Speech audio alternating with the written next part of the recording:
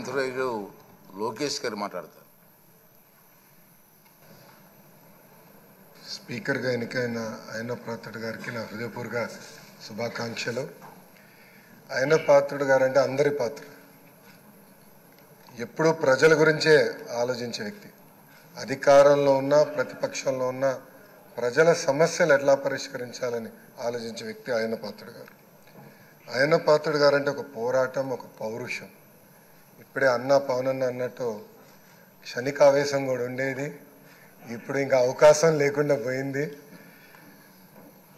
1983లో విశ్వవిఖ్యాత నడసార్వభౌమ స్వర్గీయ నందమూరి తారక రామారావు గారు ఆనాడు తెలుగుదేశం పార్టీని స్థాపించినప్పుడు 25 సంవత్సరాల వయసులో మీరు ఆనాడు పోటీ చేశారు, ఎమ్మెల్యే అయ్యారు.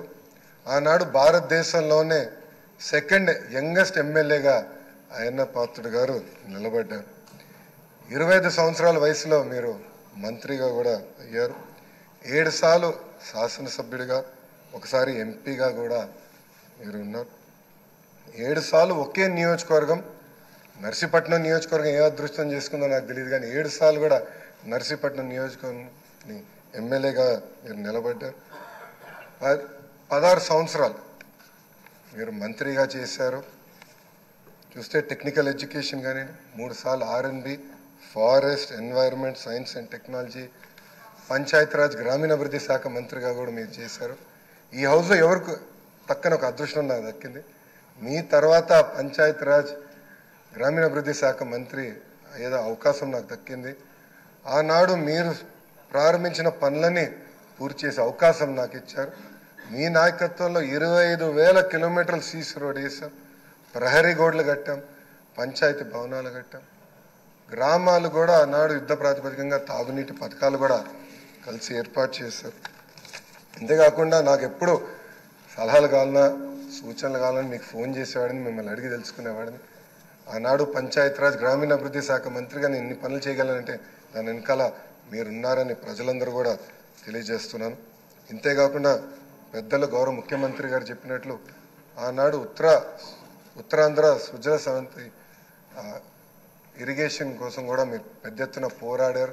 నాకు బాగా గుర్తు, తెలుగుదేశం పార్టీ విశాఖపట్నంలో మహానాడు ఏర్పాటు చేసుకుంటే ఎట్టి పరిస్థితుల్లో అనౌన్స్ చేయాలి అని పట్టుబట్టారు. ఆనాడు కూడా గౌరవ ముఖ్యమంత్రి గారు కూడా అనౌన్స్ చేశారు. అంతేకాకుండా పార్టీలో కూడా పాలిట్ బ్యూరో సభ్యుడిగా, సీనియర్ నాయకుడిగా నాకు ఎప్పుడూ ఒక గైడెన్స్ ఇస్తాను ఉన్నారు. ఒకే పార్టీ, ఒకే జెండా, ప్రజలే ఎజెండాగా మీరు ముందరికెళ్ళిన వ్యక్తి.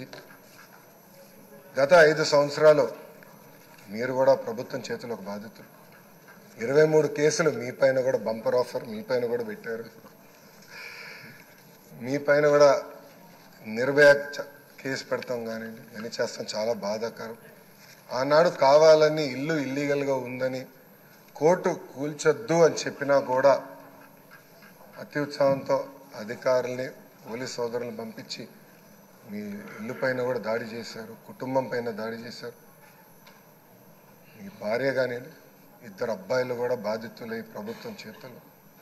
ఆనాడు నేను నర్సీపట్నంకు వెళ్ళాను, కుటుంబాన్ని కలిసినప్పుడు వాళ్ళని ఒకటే అడిగాను, ఇక్కడికి మీరు ఎందుకు వచ్చారు, మీ అవసరం రాష్ట్రానికి ఉంది, ఏం పర్వాలేదు, ఆయన పాత్రుడు గారు పోరాడతారు, ఎక్కడికి వెళ్ళరు, మీరు వెళ్ళి అందరు కార్యకర్తల్ని కాపాడండి అని తల్లి కూడా నాకు చెప్పడం జరిగింది.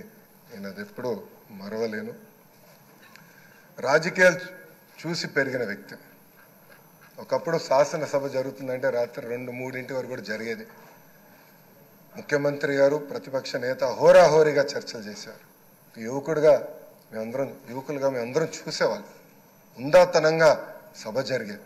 ఎవరన్నా స్పీడ్గా మాట్లాడినా రెండో రోజు సభకొచ్చి కొంచెం స్పీడ్గా మాట్లాడడం, క్షమించండి అని కూడా కోరిన రోజులు అందరం చూసాం. కానీ గత 5 సంవత్సరాలు అన్నీ లేకుండా పోయినాయి. ప్రజలు కూడా ఒక మాటలో చెప్పాలంటే శాసనసభని అసహించుకునే పరిస్థితి వచ్చింది. ఇది చాలా చాలా బాధాకరం. ఇక్కడ చాలామంది మొదటిసారి శాసనసభ్యులు ఉన్నారు. మీ నాయకత్వంలో నేర్చుకునేదానికి మేము ఈ హౌస్కి వచ్చాం. సభ సాంప్రదాయాలు ఏంటి, ఎలా ముందలు తీసుకెళ్ళనేది మీరు మమ్మల్ని అందరినీ గైడ్ చేయండి. యంగ్స్టర్స్గా గతంలో ఎట్లయితే సభ జరిగేదో, పెద్దలు ఎలా ఈ సభని నిర్వహించారో నేర్చుకోవాలన్న ఆలోచనతో మేమందరం ఇక్కడికి వచ్చాం.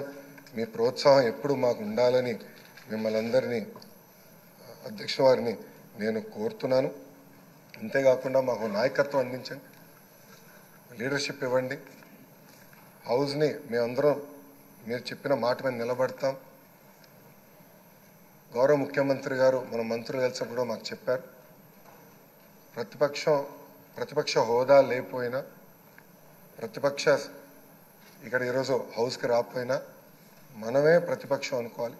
ప్రజల తరపున నిలబడాలి, ప్రజల తరపున పోరాడాలి, ప్రజల సమస్యలు తెలుసుకోవాలి, ప్రజలు కావాల్సిన చట్టాలు మనం తీసుకురావాలని చాలా స్పష్టంగా చెప్పారు. దానికి మీ సహకారం చాలా చాలా అవసరం అని మిమ్మల్ని నేను కోరుతున్నాను. అయ్యనాథ్ పాత్రుడు గారిపైన ఎన్ని కేసులు పెట్టినా, ఎన్ని రకాలుగా హింసించినా ఆయన ఒకే మాట చెప్పేవారు, నేను తగ్గేదే లేదనేవారు. అహర్నిశలు పోరాడేవారు. గన్నవరం సభలో కూడా మీరు ఆనాడు వచ్చి మాట్లాడితే కూడా మరుసటి రోజు మీ పైన కేసు పెట్టి నాన్ బెయిలబుల్ వారెంట్ కూడా ఇష్యూ చేస్తాం చూసాం. కానీ ఆయన పాత్రుడు ఎప్పుడు తగ్గలేదు, ఎప్పుడు పోరాడితే ఉన్నారు. ఆ స్ఫూర్తిని మీ అందరం కూడా హౌస్కి తీసుకెళ్తాం. మీ దగ్గర నుంచి మేము చాలా నేర్చుకోవాల్సిన అవసరం ఉంది. సో మా లాంటి యువకుల్ని ఈ హౌస్లో మీరు గైడ్ చేయాలని ఈ సభాముఖంగా కోరుకుంటూ నాకే అవకాశం ఇచ్చిన మీకు నా హృదయపూర్వక నమస్కారం.